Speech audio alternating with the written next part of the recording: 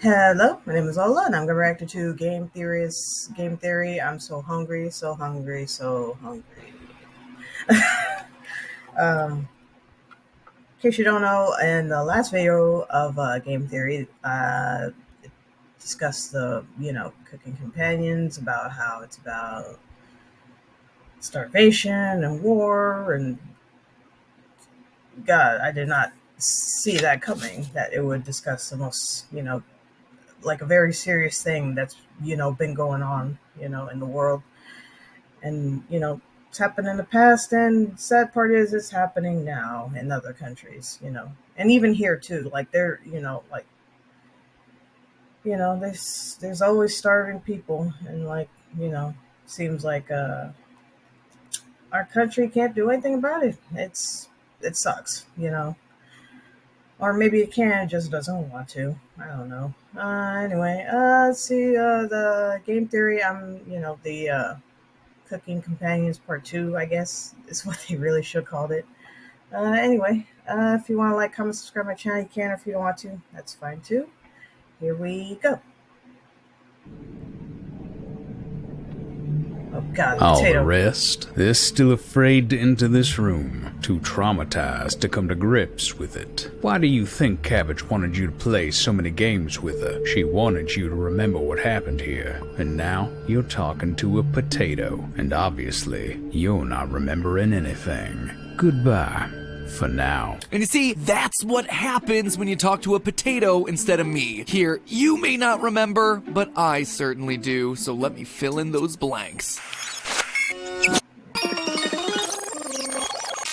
Hello, Internet! Welcome to Game Theory, the show that would never think of eating its friends, because it doesn't have any. But hey, you can become a friend of the channel by hitting the subscribe button. Don't worry, you're not within stabbing distance or anything, so everyone wins. Last time, we began to dissect the tasty lore hidden inside of Cooking Companions, a game that begins as your classic dating sim visual novel and ends with an anime knife fight set in the basement while an audience of sentient vegetables root you on. Also, cannibalism. A lot of cannibalism. And although that was already plenty, there's even more going on beneath the surface. Last time we discovered that our four companions were actually refugees escaping from Ukraine during the horrible famine known as Holodomor. We also figured out that we play as the old hag Baba Yaga, a character from Slavic folklore who asks you one question and then eats you when you answer wrong. Spoiler alert, these guys answered wrong. But even that doesn't appear to be the whole story. Although we appear to be the Baba Yaga, it seems like there might have been more Baba Yagas before us. There's one key line from our talking vegetable friends that makes it seem like if we lose, our cannibalism companion Karen will take our place. Chompettes, we can't allow Karen to take over the cabin. Plus, inside the cabin are hidden notes that date back hundreds of years to the late 1700s, leading me to believe that maybe we haven't actually been here forever as the Baba Yaga, but instead are possessed by the spirit of her, a spirit that has passed from person to person over the decades. That at least was my theory. My initial theory! But could I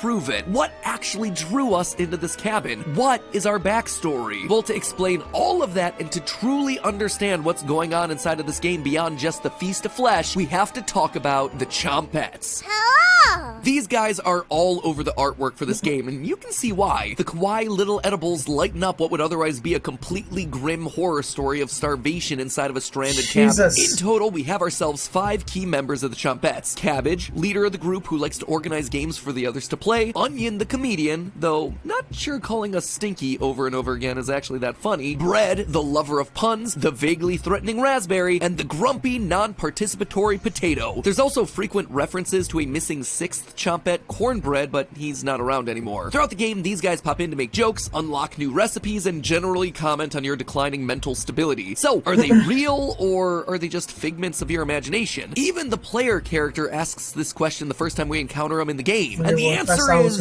unclear at best. No one else seems to see them, and when we begin to pass out towards the end of the game, the characters seem to phase in and out of existence. Feels pretty obvious that we're just going mad, right? Then again, they can also keep drawers shut slam doors and have even made mouse holes to travel unseen throughout the cabin. Plus, we're told Potato blocks those same mouse holes with rocks in New Game Plus, so they're not only able to move rocks, but also apparently can't pass through them. Well, the answer to what they really are seems to come at the end of that New Game Plus. After killing an enraged Karen down in the basement, we actually get a little cutscene that shows her lying on the ground, eyes widening as she dies, only for it to then cut to the Chompettes welcoming in a new vegetable Turnip to the group. Though this new Chompette is labeled as a he, the editing makes it very clear that it's meant to be Karen. But then why would she, of all the people, become a Chompette as opposed to everyone else that we've seen die throughout the game? Mariah, Gregor, and Anatoly all die in the game, but they only haunt the cabin as spirits. They don't form some new food group meant to chase us around, so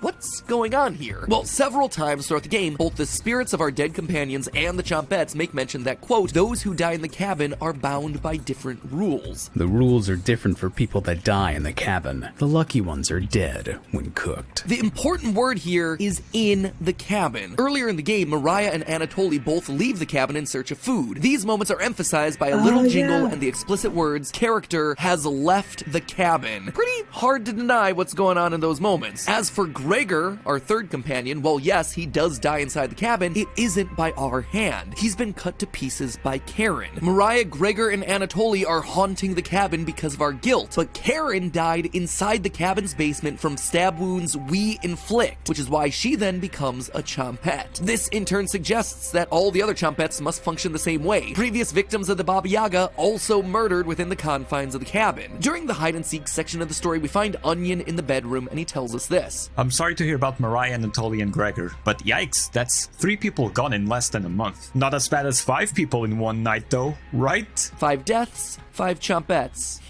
Pieces seem like they're falling into place. We even get this line from Onion during the fight with Karen in the basement. Just finish this in one swift motion, like with Potato. We killed Potato in one move, something that Potato confirms during his ending. Looting it from my corpse and hiding it in a drawer. Murder and theft in one day. Wait, what? His knife? So far we've seen Cabbage refer to it as our knife, and we only ever asked Karen to give us back our knife, but it was originally Potato's? This is where things really start to get interesting. I mentioned last time how Potato really is the oddball of the group. While all the rest are willing to play along with Cabbage's games, Potato regularly stays silent, or else kills the moment with an offhanded comment, bringing everyone crashing back down to reality. In one of the game's many endings, he says that you should both leave the cabin to feast on all the people of local towns together. He also is the one that gives us the slaughter stew recipe, the only outright cannibalistic recipe in the game. On top of all of it, during one of his survival lessons is an in-depth analysis of the Harris-Benedict equation, which calculates how people starve to death. You know, a totally normal, not serial killer-y thing to do at all. And if none of that was explicit enough, Potato even says, I wouldn't miss a killing for the world. This was his cabin. Potato was the Baba Yaga before us. Remember those notes that I've been mentioning from around the cabin? The ones that you can only get on certain days in certain places after multiple clicks? Well, the last note we get tells us this. June 26, 1862. Another body of a child was discovered within the city of Zakopane, with the remains stuffed into a barrel full of potatoes. This marks the 4th victim by the butcher of Zakopane in less than a month. Potatoes, you say?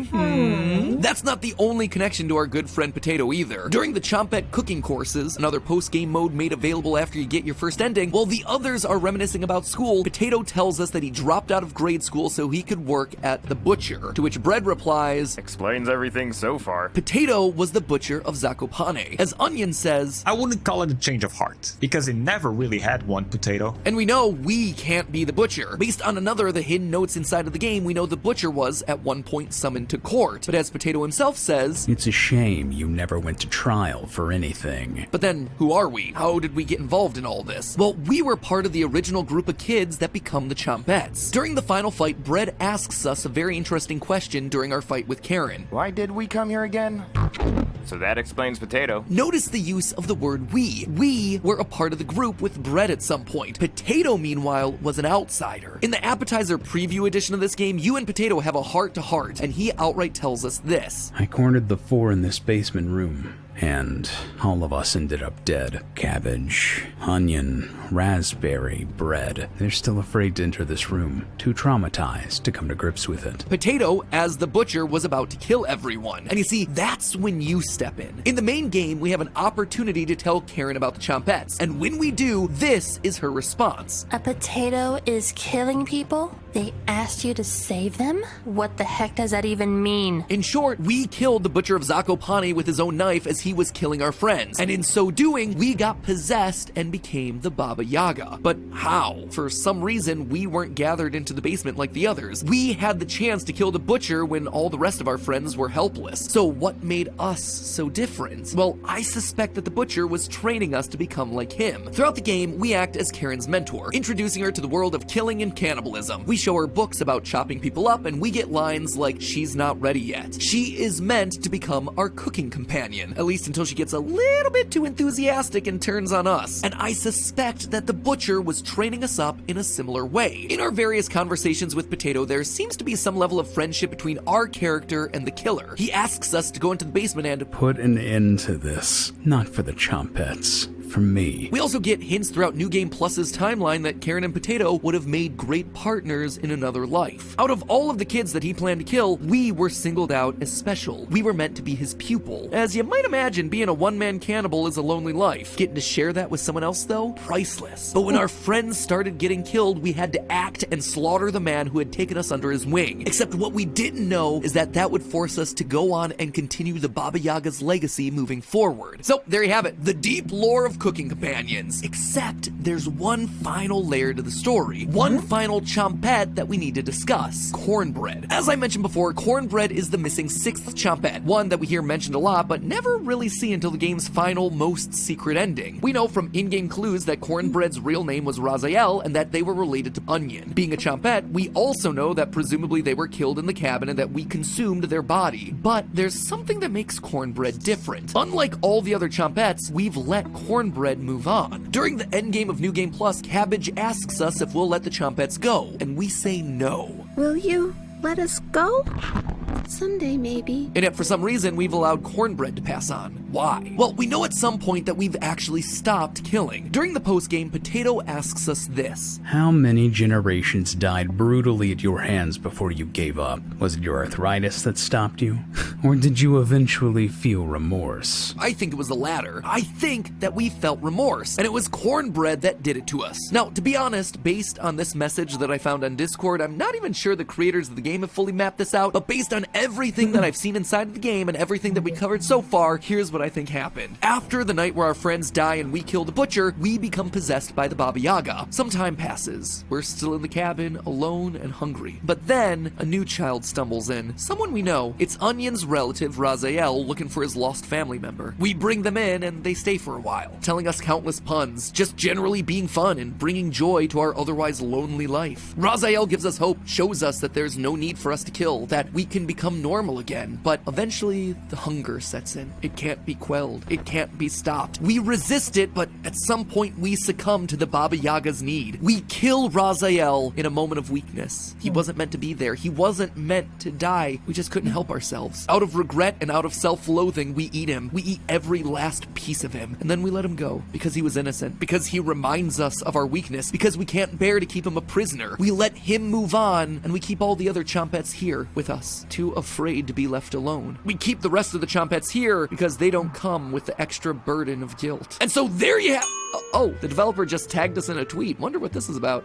A black image? You know what that means. Crank up the exposure, boys. A shadowy figure holding a knife with 4 people. Cabbage, raspberry, onion, bread, and the shadow of potato. Beautiful. Chef's kiss. Now all we need is that cornbread origin story and we're all good. And with that, my friends, we put a wrap on the delicious lore of cooking companions. So remember, the next time you're at the store and the vegetables start talking to you, don't just tune them out. Give a listen. You might just have made your new best friend, and eventually a salad. But hey, that's just a theory. A game theory. Thanks for watching. Wait, I'm so sorry. What did it say? Hey, that's just...